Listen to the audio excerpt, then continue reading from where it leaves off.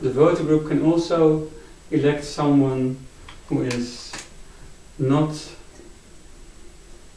part of the voter group. So maybe there are a couple of people who live somewhere else, or maybe someone, I know someone who is a smart person but is not living, not part of this group. I can ring him up, maybe he wants to represent us. So you can do that.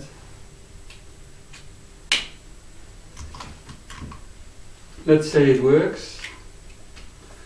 Then the voter group has a delegate.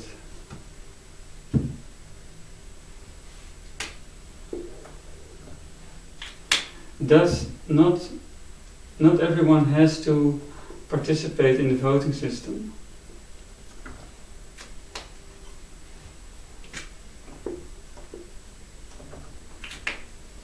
If you have fewer delegates, then the government will be less intense, so that's the only difference.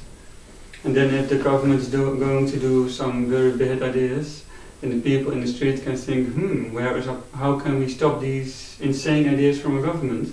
They can then erect voter groups or new voter groups, or ask themselves to be part of new or established voter groups. And then they can generate more delegates. These delegates immediately become part of the government. They can immediately change the policies of the government, also the past decisions. At this point, most of the people say that half of the people participated, and you elect roughly 1 delegate per 55 persons, so that is less than 1% of the people is then delegates. And 99% of the people, you can go home at this point. The only thing that remains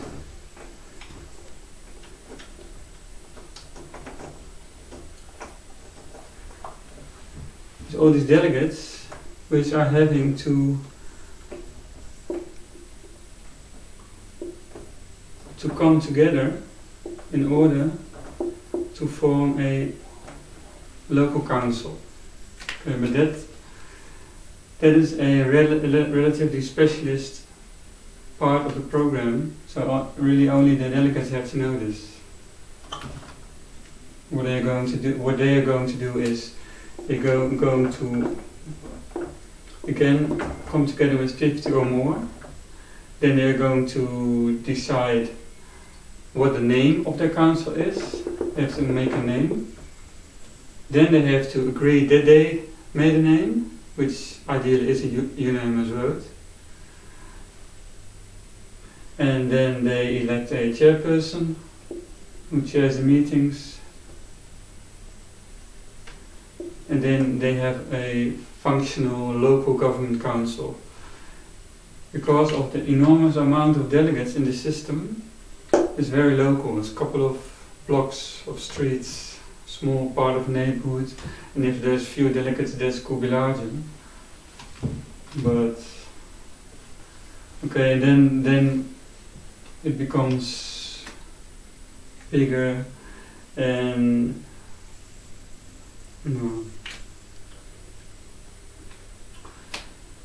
maybe it's better to not discuss that right now. But from these delegates, the entire government is made: the city government, the provincial government, and the national government.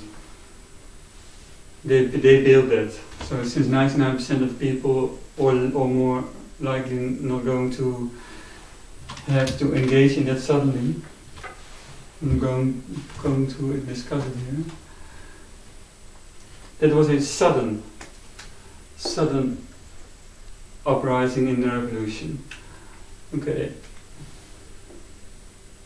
Now I want to discuss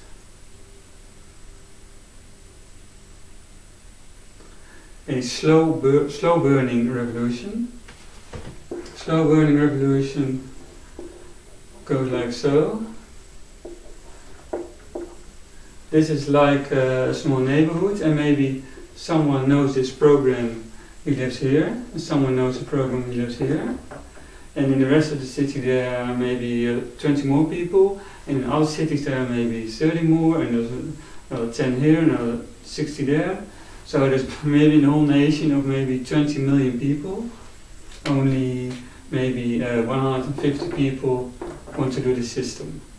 Well, they can, because it's not necessary to group in voter groups locally. It's completely free. What they are then going to do is find each other, erect the voter groups. Oh, they're using green, isn't it? Erect the voter groups, which are then,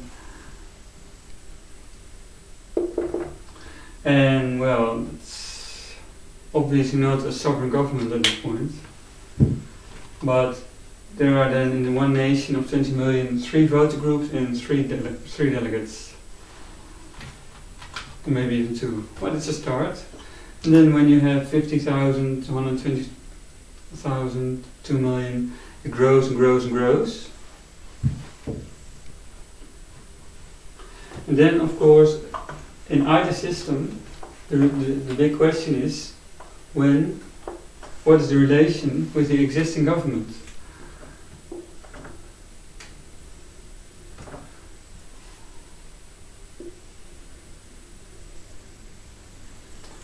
So, say that we have the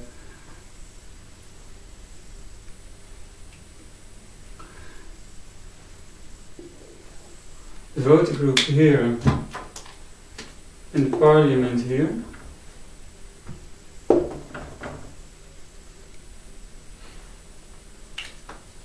Say that the voter turnout for the last elections was 70%, and say that 1.2% engage in a slow burning revolution as I just outlined, then clearly this does not carry the mandate of the people. So as long as this number is smaller than this number,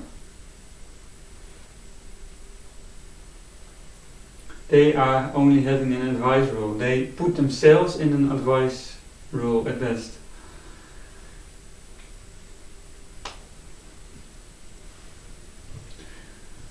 Then when they become larger, for example 82% is in this system, but still 70% is also voting here, then this government could claim to be sovereign. Obviously this would create a certain doubt between which decision is to be followed by the bureaucracy, by the army, by the police, by the judges. So ideally there is a little bit of a reasonable approach to the whole issue from either side.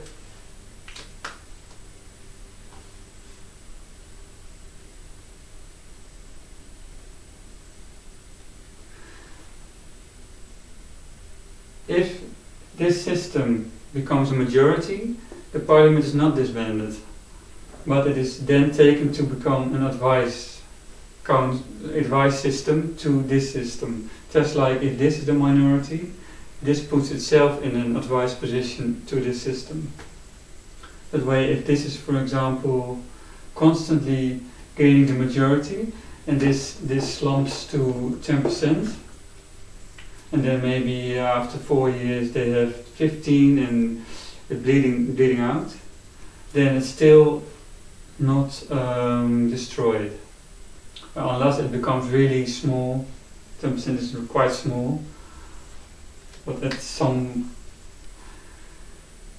well, 10% is very small, but if it is still 30%, if it's not exactly certain this system is going to be stable and functional, then certainly this will have to be maintained. But if it's becoming very small, then